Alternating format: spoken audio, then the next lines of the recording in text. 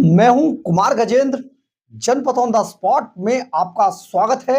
हमारे एक दूसरे social media platform podcast with Kumar Gajendra में भी आपका स्वागत है, जहां आप हमें सुन सकते हैं।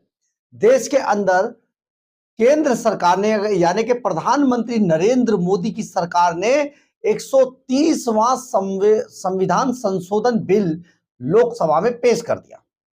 इस बिल में जो था, उसने पूरे देश के अंदर अगर सबसे ज्यादा किसी को डराया तो वो था सबसे ज्यादा भ्रष्ट पार्टी का सबसे ज्यादा भ्रष्ट नेता अरविंद केजरीवाल। अरविंद केजरीवाल की रूह कांप गई। केजरीवाल को जब से ये बिल पेश हुआ है तब से अब तक नींद नहीं आई है, क्योंकि इसमें सबसे ज्यादा अगर कोई फंसा है तो वो अरविंद केजरीवाल फंसा है।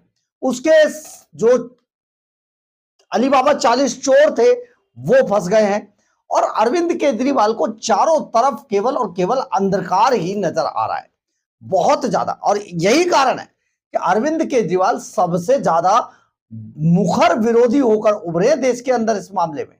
यानी कि जितने भी नेता हैं, आपको हम यहां पर यह भी बता देते, विपक्ष के भी नेताओं में 80% नेता दबी जुबान में कह रहे भाई बहुत बढ़िया हो गया ये, क्योंकि सबकी नीयत बड़ी पाक साफ है। अगर देश के अंदर केवल एक ऐसा व्यक्ति है जो सबसे ज्यादा भ्रष्ट है, और वो जो कहते ना कुमार विश्वास, आत्ममुग्ध बौना, तो ये बौना अब डर गया है। ये जो भ्रष्टाचारी बौना है ये इस कदर डर गया है कि इसको लग रहा है तेरी तो राजनीति खत्म हो जाएगी, क्योंकि जितने इस पर केस चल रहे हैं ना, वो सारे केस ऐसे हैं जिसमें 10 से 15 साल तक की सजा है इसको, और केस बरी हुए नहीं है, केस चल रहे हैं अदालतों में। अभी तो ये जमानत पे है सारे के सारे।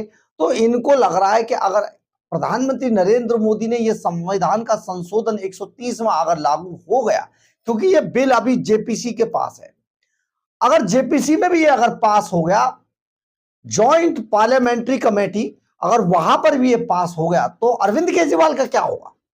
देश के अंदर सबसे ज्यादा भ्रष्टाचारी पार्टी का सबसे बड़ा भ्रष्टाचारी नेता अरविंद केजरीवाल डर गया है, और उसको अब समझ नहीं आ रहा है करे तो क्या करे, क्योंकि ये जो बिल लाया गया है ये तो सचमुच डराने वाला है ऐसे लोगों को। और हम आपको यहां पर यह भी बता देते हैं, अमित शाह ने, प्रधानमंत्री नरेंद्र मोदी ने यह बिल्कुल स्पष्ट कर दिया है इस बिल को लाने की आखिर जरूरत क्यों पड़ी।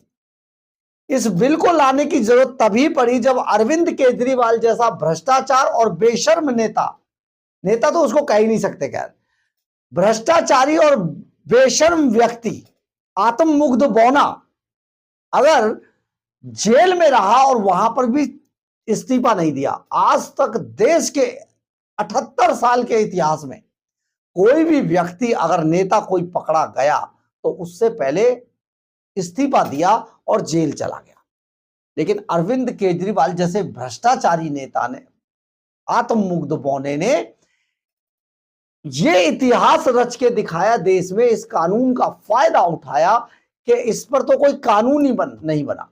यानी कि जब कानून के रचयिता, जिन्होंने बाबा साहब भीमराव अंबेडकर ने ये बात सोची भी नहीं थी कि कोई ऐसा भी व्यक्ति आएगा किसी दिन राजनीति में, नंदनगरी सुंदर नगरी की गलियों से घिसटता हुआ, कूद कूद के चढ़ता हुआ खंबे पर, लोगों को एलियन बनकर डराता हुआ ऐसा व्यक्ति आएगा, झूठ बोलता हुआ, जो देश में मुख्यमंत्री जैसे पद पर जाकर बैठ जाएगा, और वहां पर वो इतना बेशर्म हो जाएगा कि भ्रष्टाचार के इतने बड़े आरोप में जब ईडी की टीम उसे कॉलर से पकड़कर घसीट कर लेकर जा रही थी, उसके बाद भी इस्तीफा नहीं दिया बंदे ने। इससे ज्यादा राजनीति में इससे बड़ा बेशर्मी का उदाहरण कोई नहीं है।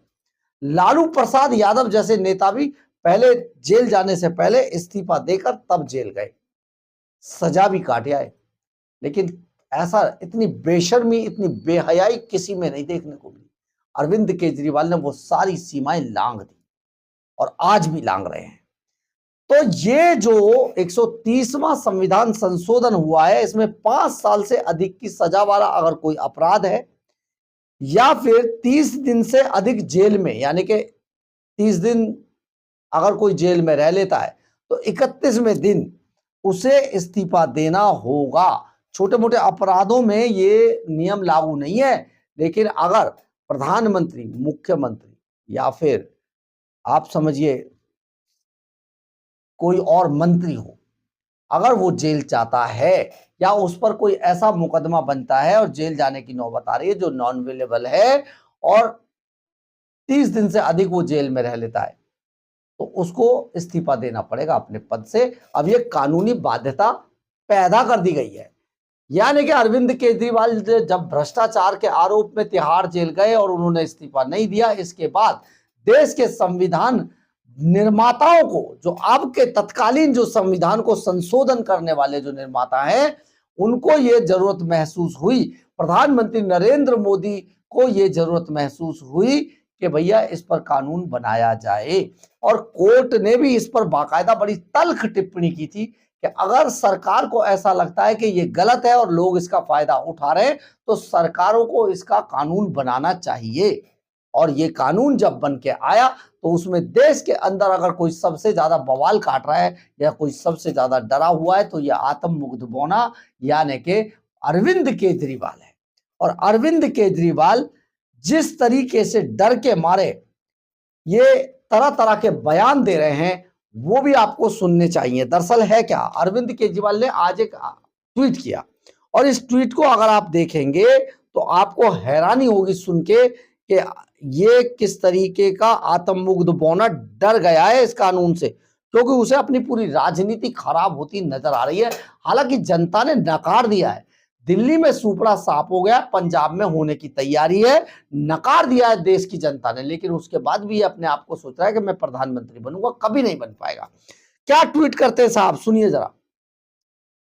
जो व्यक्ति गंभीर गुनाहों के मुजरिमों को अपनी पार्टी में शामिल करके उनके सारे केस रफा दफा करके उन्हें मंत्री, उप मुख्यमंत्री या मुख्यमंत्री बना देता है, क्या ऐसे मंत्री प्रधानमंत्री को भी अपना पद छोड़ना चाहिए? ऐसे व्यक्ति को कितने साल की जेल होनी चाहिए? ये तो कोई मुद्दा नहीं है। क्या बात है, क्या कहना चाह रहे हैं केजरीवाल जी? केजरीवाल जी, आप अपराधी हो, आप अभी सजा आपको चल रही है, आप पे केस चल रहा है, आप बरी नहीं हुए, आप पे मुकदमा है, अभी केस एज ऑन है, बहुत सारे मुकदमे आप पे चल रहे हैं। आप किस तरीके की बातें कर रहे हैं? आप तो अब नेता भी नहीं है, कुछ है भी नहीं, आपकी कोई वक्त नहीं बची है देश के अंदर, मट्टी खराब हो चुकी है, फिर भी आप जबरदस्ती ट्वीट, अपने चंपुओं को ट्वीट भेज भेज के इस पे पब्लिक करवाते रहते हैं। अब अगली बात कहते हैं कि अगर किसी पर झूठा केस लगाकर उसे जेल में डाला जाए और बाद में वो दोष मुक्त हो जाए तो उस पर झूठा केस लगाने वाले मंत्री को कितने साल की जेल होनी चाहिए? कोई जेल नहीं होनी चाहिए, क्योंकि अरविंद केजरीवाल चोर है, चोर था, चोर रहेगा। उसने चोरी की है, दिल्ली के खजाने को लूटा है, आज वो पंजाब के खजाने को लूट रहा है और इसलिए उसको बख्शा नहीं जाएगा। बस ये कहानी है। लेकिन केजरीवाल को कोई पूछ नहीं रहा है, विपक्ष में भी अब अरविंद केजरीवाल को कोई नहीं पूछ रहा है, क्योंकि उसका राजनीति से सफाया हो चुका है। दिल्ली में सुपड़ा साफ हो गया, पंजाब में होने की तैयारी चल रही है, पंजाब का बच्चा बच्चा जान चुका है कि अब अरविंद केजरीवाल एंड कंपनी को, क्योंकि ये दिल्ली के लोग यहाँ लूटने आए, इनको अब एंट्री नहीं करने देना है, सब मान चुके हैं। तो केजरीवाल, तुम्हारा खेल खत्म हो गया है, अब तुम ट्वीट व्वीट करना छोड़ो, तुम तो बचो, तुम पे केस चल रहे हैं शराब घोटाले के, पता नहीं ना जाने कितने कितने बड़े घोटाले तुमने किए हैं, 13,500 करोड़ रुपया यमुना सफाई का खा गए भाई। तो इसलिए अरविंद केजरीवाल तरह तरह की बातें बोलकर मामले को डाइल्यूट करने के चक्कर में, क्योंकि पंजाब में बहुत सारी चोरियां पकड़ी जा रही है केजरीवाल की, तो इसलिए उससे बचने के लिए तरह तरह की बातें कर रहे हैं, जबकि ऐसा कुछ नहीं है। ये जो पाक साफ नेता हैं उनके लिए कोई डरने की बात नहीं है। दबी जुबान में विपक्ष के नेता भी इस बात को मान रहे हैं कि बहुत अच्छा हुआ है, ताकि अरविंद केजरीवाल जैसा कोई दूसरा पैदा ना हो पाए राजनीति के मैदान में।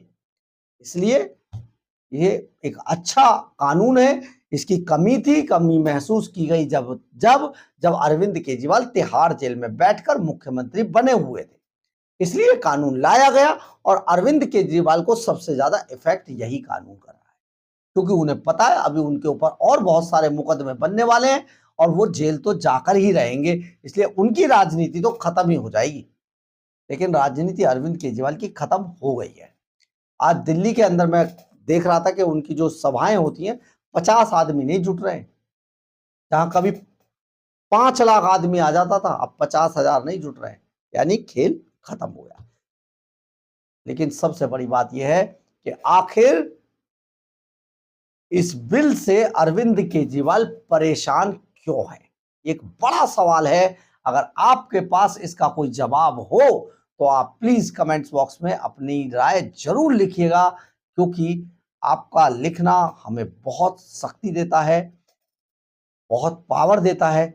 और आप जब कमेंट्स लिखेंगे हम उसको बहुत गहराई से एनालाइज करते हैं। और बहुत बहुत आपका धन्यवाद। जय हिंद, जय भारत।